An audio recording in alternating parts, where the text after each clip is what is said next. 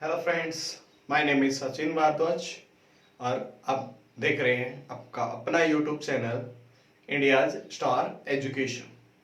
आज इस वीडियो के अंदर हम स्टडी करेंगे about phyto hormones, the control and coordination, class 10th biology chapter 7।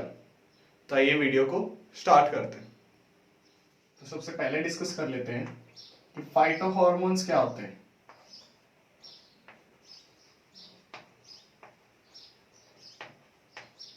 फाइटोहॉर्मोन्स या फिर इन्हीं को कह सकते हैं हम प्लांट हॉर्मोन्स। ऐसे हार्मोन्स जो प्लांट्स के अंदर प्रोड्यूस होते हैं उनको नाम देते हैं फाइटोहॉर्मोन्स। द हार्मोन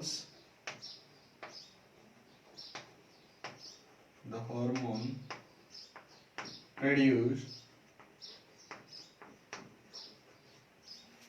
वो हार्मोन जो कहाँ प्रोड्यूस्ड होते हैं, produced inside plants in small quantities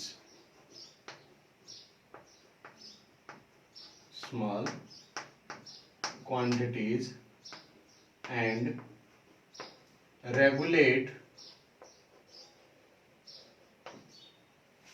growth,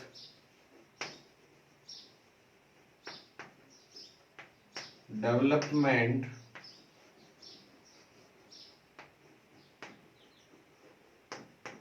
and other physiological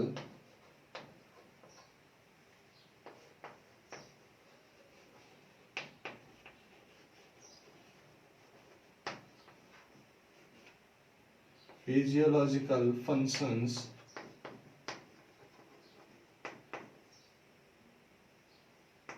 of plants। तो प्लांट्स हार्मोन कौन से हार्मोन्स? ऐसे हार्मोन्स जो कहाँ प्रोड्यूस होते हैं, इनसाइड प्लांट्स, और बिल्कुल स्मॉल क्वांटिटीज के अंदर प्रोड्यूस होते हैं। और फंक्शन क्या करते हैं? जो रेगुलेट करते हैं किसको?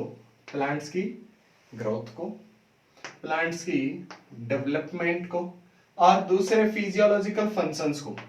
अदर फिजियोलॉजिकल फंक्शंस जैसे फ्लावरिंग हो गया, रूट का इलोंगेशन हो गया, स्टेम का इलोंगेशन हो गया, फ्रूट फॉर्मेशन हो गया। तो ऐसे सारे फंक्शंस को जो कंट्रोल करता है फ्रूट की मैच्योरेशन तक या फिर प्लांट की डेथ तक, उन हार्मोन्स को क्या नाम दिया जाता है? Plant hormones. तो फाइटो हार्मोन्स के बारे में जो इंफॉर्मेशन थी, जो इसकी डेफिनेशन थी, आई होप आप लोगों को समझ में आ गई होगी। तो चलिए अब एक एक करके प्लांट हार्मोन्स के बारे में डिस्कस कर लेते हैं। तो हम कितने फाइटो हार्मोन्स के बारे में पढ़ेंगे? 5। पहले हम जिस फाइटो हार्मोन के बारे में पढ़ेंगे वो है auxin, second gibberellic acid, second one is zebralic acid, third one is cytokinin, third कौन सा है? Cytokinin. Fourth one is ethylene, और last one abscisic acid.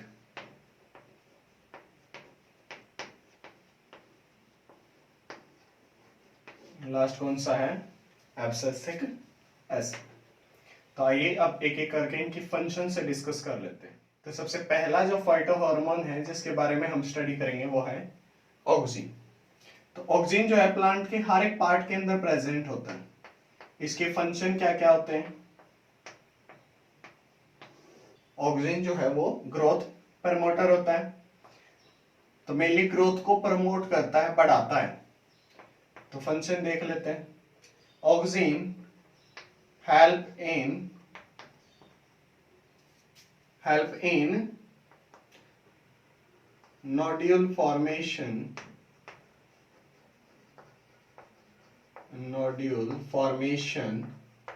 in leguminous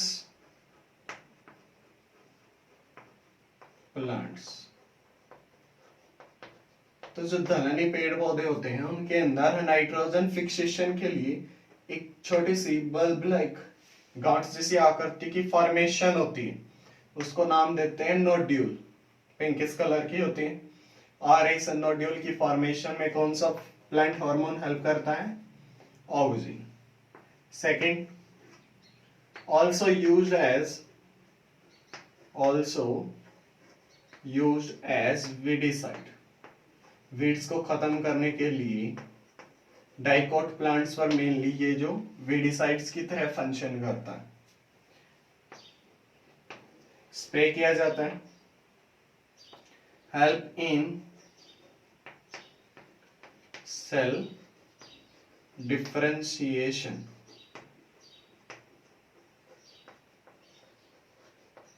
cell जब मेरिस्टेमेटिक टिश्यू की सेल्स जब डिवाइड करती हैं बार बार, तो अपने नंबर को बढ़ाती हैं। तो नंबर बढ़ने के बाद मेरिस्टेमेटिक टिश्यू की सेल ही परमानेंट टिश्यू की फॉर्मेशन करती हैं, और वो परमानेंट टिश्यू की जो सेल्स हैं वो अपने फंक्शन को फिक्स करती हैं। पूरी लाइफ टाइम के लिए एक ही फंक्शन परफॉर्म करना शुरू कर देते हैं।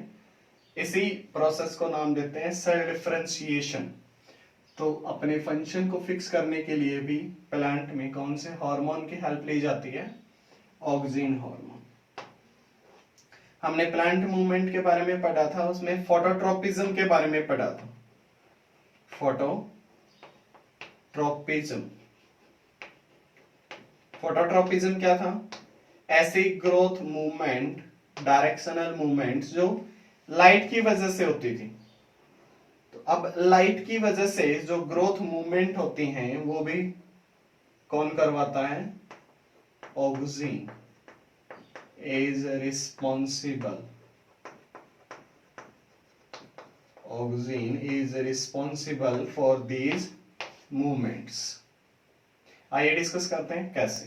फोटोट्रोपिज्म में क्या होता है? जैसे मान लिया इस तरफ से किसी प्लांट का पार्ट है ये, क्लियर, और इस तरफ से सनलाइट आ रही है। सनलाइट किस डायरेक्शन से आई? उस डायरेक्शन से आई। तो सनलाइट से अपोजिट डायरेक्शन के अंदर, यानी इस डायरेक्शन के अंदर ऑक्सीजन की जो मूवमेंट है वो इंक्रीज हो जाती है। ऑक्सीजन की मूवमेंट इंक्रीज हो गई, तो ऑक्सीजन की मूवमेंट इंक्रीज होने की वजह से वहां पर ग्रोथ भी जो है वो बढ़ जाती है। तो यहां पर ग्रोथ बढ़ जाती है, जबकि इस एरिया के अंदर ऑक्सीजन की जो कंसंट्रेशन है वो कम है। तो इसका मतलब ग्रोथ भी कम है। ग्रोथ कम होने की वजह से और इस साइड ग्रोथ ज्यादा होने की वजह से ये जो प्लांट पार्ट है ऑटोमेटिकली लाइट की तरफ बेंड हो जाएगा। तो ये किसकी वजह से होता है? ऑक्सीजन की कंसंट्रेशन की वजह से। तो इस तरीके से जो फोटोट्रोपिज्म होता है, जो लाइट की तरफ मूवमेंट होती है, वो भी किस हार्मोन की वजह से होती है? ऑक्सीजन की वजह से। नेक्स्ट फंक्शन, जो ऑक्सीजन हार्मोन होता है, it also promote apical dominance. और फंक्शन क्या करता है? एपिकल डोमिनेंस को प्रमोट करता है। अब एपिकल डोमिनेंस क्या होता है? जैसे मान लिया कोई एक प्लांट पार्ट ये, अब इस प्लांट पार्ट के अंदर जो टिप है, स्टेम की जो बिल्कुल टिप है, यहां पर ऑक्सीजन की कंसंट्रेशन बढ़ जाती है। टिप पर ऑक्सीजन की कंसंट्रेशन जो है वो जनरली ज्यादा होती है। तो टिप पर ऑक्सीजन की कंसंट्रेशन बहुत ज्यादा इंक्रीज होने की वजह से इसकी जो इलोंगेशन है वो रुक जाती है। यदि इसकी इलोंगेशन रुक गई तो जो साइड वाइज ब्रांचेज आ रही थी यहां से, वो साइड वाइज ब्रांचेज भी रुक जाएंगी। और इसी फिनोमिना को नाम देते हैं एपिकल डोमिनेंस। तो टी वगैरह में ऐसा में क्या करते हैं, उसकी टिप को काट देते हैं। अब टिप कट गया तो ऑक्सीजन की जो कंसंट्रेशन वाला एरिया था वो रिमूव हो गया, तो इसकी वजह से इसकी इलोंगेशन स्टार्ट हो जाती है। क्लियर? तो फंक्शन क्या है? Also promote apical dominance. Next function हम डिस्कस कर लेते हैं कि ऑक्सीन इसके अलावा क्या फंक्शन कर सकता है। Oxygen also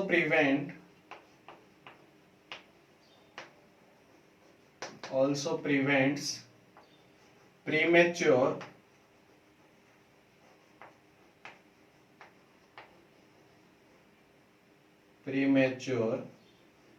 leaf falling। Completely stem को कंप्लीटली मैच्योर होने से पहले लीफ का जो फॉल होता है उसको प्रिवेंट कौन करता है? Oxygen hormone. तो ये फंक्शन किसके थे? ऑक्सीन हार्मोन के। अब फंक्शन डिस्कस कर लेते हैं जिब्रेलिक एसिड के। तो नेक्स्ट टाइप का जो हार्मोन है वो है जिब्रेलिक एसिड। Gibberellic acid.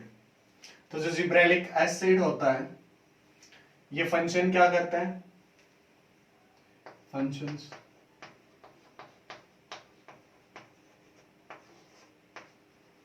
तो पहला फंक्शन डिस्कस कर लेते हैं। First function is it increase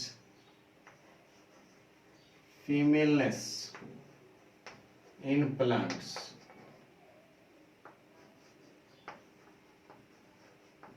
female part की जो फॉर्मेशन है उसको इंक्रीज करता है जिब्रेलिक एसिड। जितने ज्यादा फीमेल पार्ट होंगे उतने ही ज्यादा ओवरी होंगी। ओवरी ज्यादा है मतलब फ्रूट की फॉर्मेशन भी ज्यादा होगी। तो इस तरीके से हमारे लिए हेल्पफुल होता है gibberellic acid. Second function internodal elongation. Internodal elongation करने में हेल्प करता है। एलोंगेशन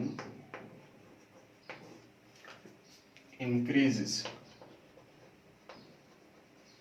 इंटरनोड्स के बीच का जो डिस्टेंस, नोड के बीच का जो डिस्टेंस है उसको बढ़ाने में भी ये हेल्प करता है।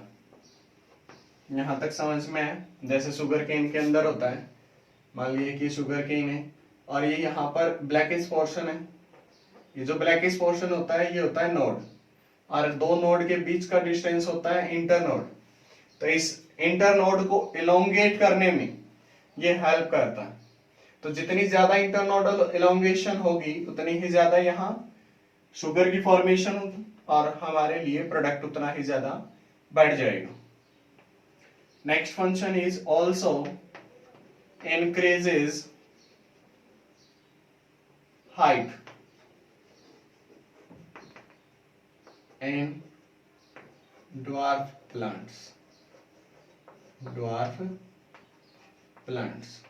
तो जो ड्वार्फ प्लांट होते हैं, बौने पेड़ पौधे होते हैं जिनकी हाइट नहीं बढ़ रही, यदि जिब्रेलिक एसिड का स्प्रे कर दिया जाए तो उनकी हाइट भी बढ़नी शुरू हो जाती है। नेक्स्ट मार्केटिंग पीरियड को इंक्रीज करते हैं। इंक्रीज मार्केटिंग पीरियड कैसे? ये जो है मैच्योर होने से प्रिवेंट करते हैं, सेल को बार बार डिवाइड करवाते रहते हैं। तो इस वजह से ज्यादा टाइम पीरियड तक फ्रूट जो है वो सेफ रहते हैं, पकते नहीं है ज्यादा और गलते नहीं है। क्लियर? एसिडिक नेचर के होते हैं जैसे इसका नाम ही बता रहा है। तो यहां तक बात समझ में आई।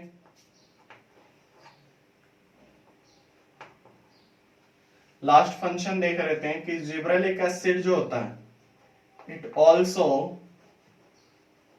Increases parthenocarpy.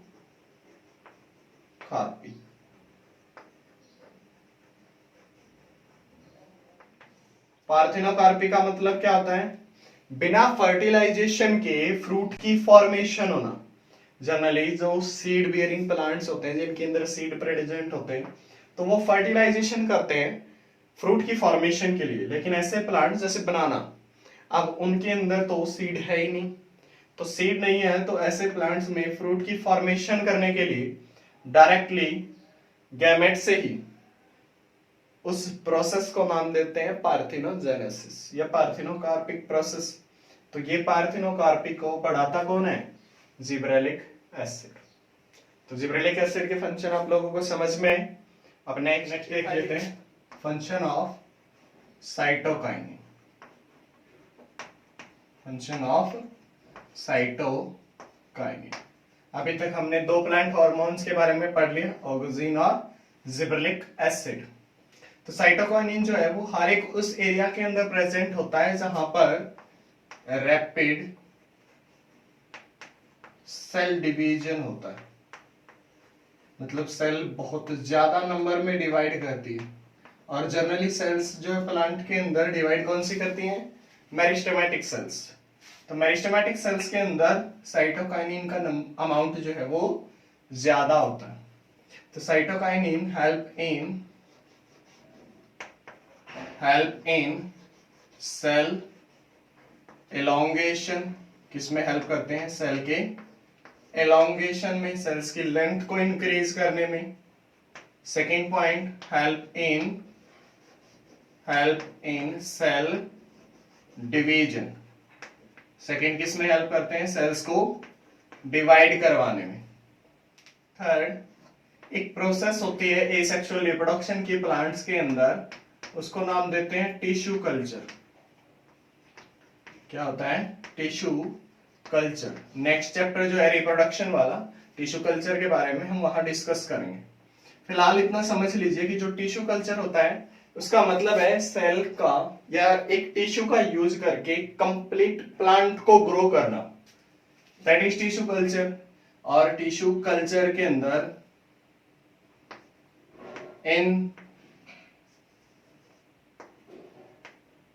In this method, इस मेथड के अंदर साइटोकाइनिन हेल्प इन शूट फॉर्मेशन। साइटोकाइनिन किस चीज में हेल्प करती है? शूट की फॉर्मेशन में। यही टिश्यू कल्चर के अंदर ऑक्सीन हार्मोन जो है वो रूट की फॉर्मेशन में हेल्प करता है। समझ में है? नेक्स्ट फंक्शन क्या हो सकता है? जैसे ऑक्सीन के अंदर डिस्कस किया था कि ऑक्सीन हार्मोन जो है वो एपिकल डोमिनेंस को बढ़ाता है। तो साइटोकाइनिन हार्मोन हेल्प इन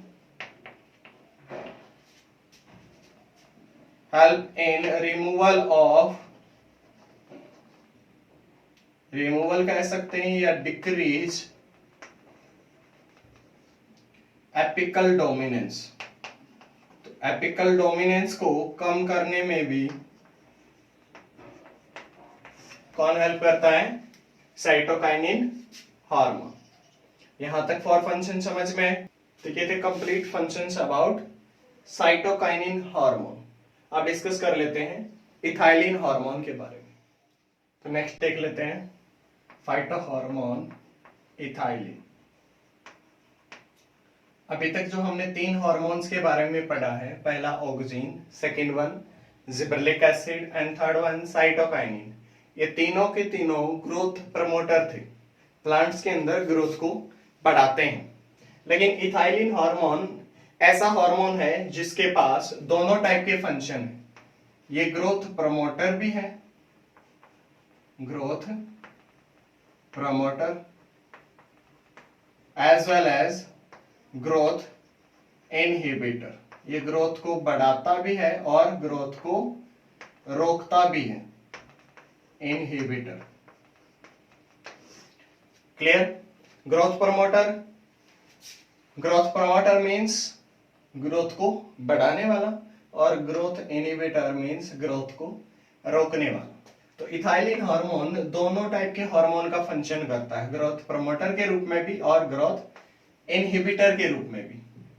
जो इथाइलिन हार्मोन होता है इकलौता ऐसा हार्मोन है, इकलौता ऐसा फाइटो हार्मोन है जो प्लांट्स के अंदर गैसियस फॉर्म में प्रेजेंट होता है। Only gaseous hormone present inside plants,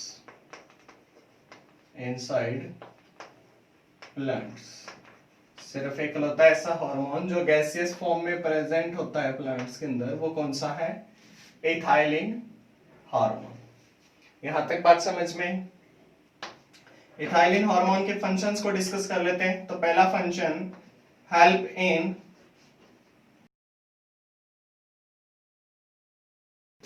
in breakage of seed dormancy.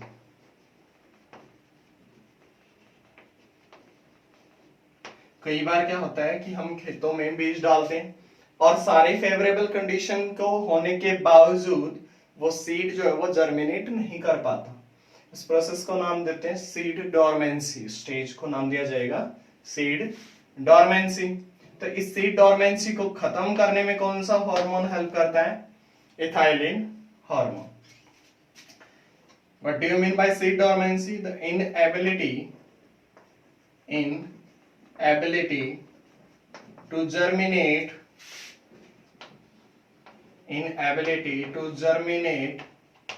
even getting after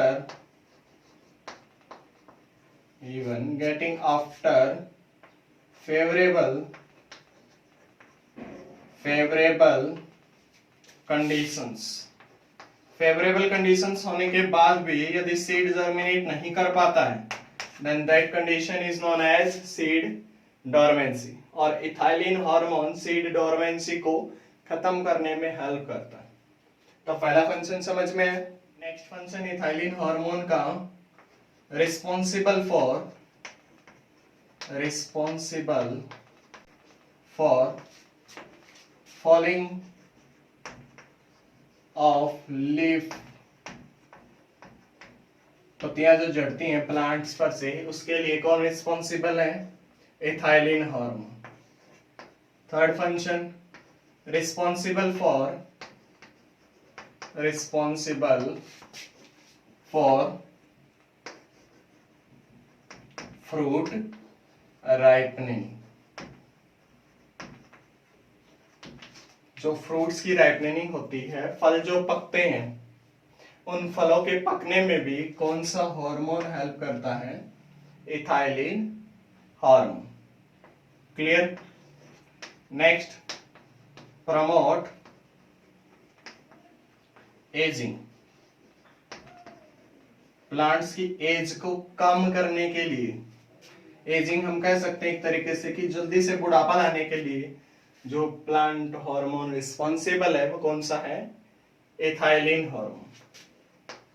यहां तक बात समझ में? Next function of ethylene is help in internodal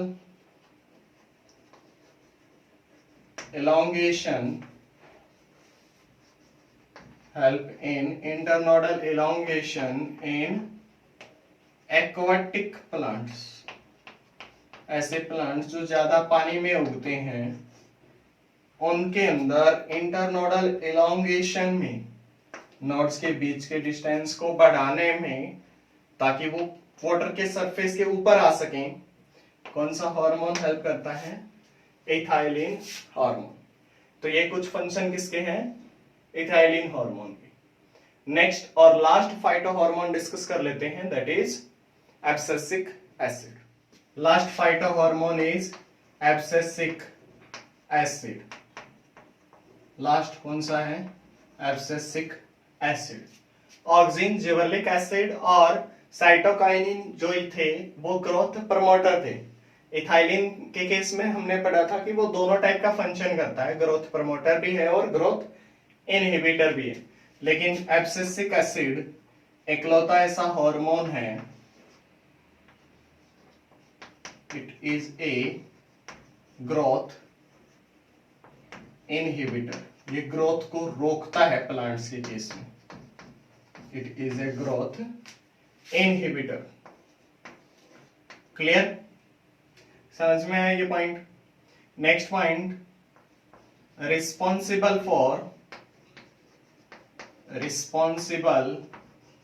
for closing of stomata किसके लिए रिस्पॉन्सिबल है? इसके लिए रिस्पॉन्सिबल है स्टोमेटा की क्लोजिंग के लिए। Closing of stomata during water stress conditions, water stress conditions. Plants के पास जब पानी की कमी होती है तो उस टाइम पर स्टोमेटा को क्लोज करवाने का काम कौन सा हार्मोन करता है? Abscisic acid. That's why it is also known as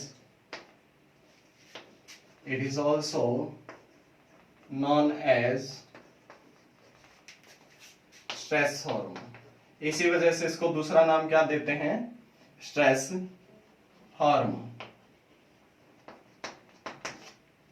point समझ में?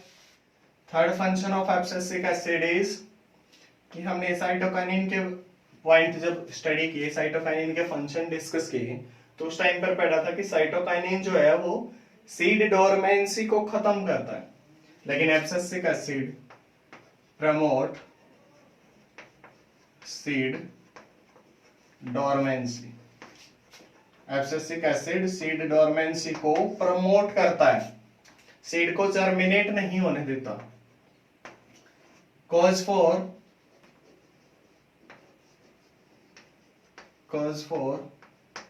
Wilting of leaves. जो पत्तियां होती हैं उनके अंदर से पानी को बाहर निकाल के उसके सरफेस को कम कर देना। जैसे मान लिया एक ये पत्ती है, इसके अंदर जो है वाटर भरा हुआ, और इस वाटर को इस लीफ के सरफेस से बाहर निकाल के इसके सरफेस एरिया को कम कर देना। ये जो लीफ है ये सिकुड़ जाती है जैसे ही पानी बाहर निकलता है, और इसी प्रोसेस को, इसी फिनोमेना को नाम देते हैं विल्टिंग ऑफ लीव्स। और इसके लिए कौन सा हार्मोन रिस्पॉन्सिबल है? Abscisic acid. Also stop secondary growth in plants. Secondary growth को रोकने का काम भी कौन करता है? Abscisic acid. सेकेंडरी ग्रोथ हम कह सकते हैं एक तरीके से प्लांट्स की डायमीटर को इंक्रीज होना, उसकी गर्थ को इंक्रीज होना, चौड़ाई बढ़ना, that is included in secondary growth.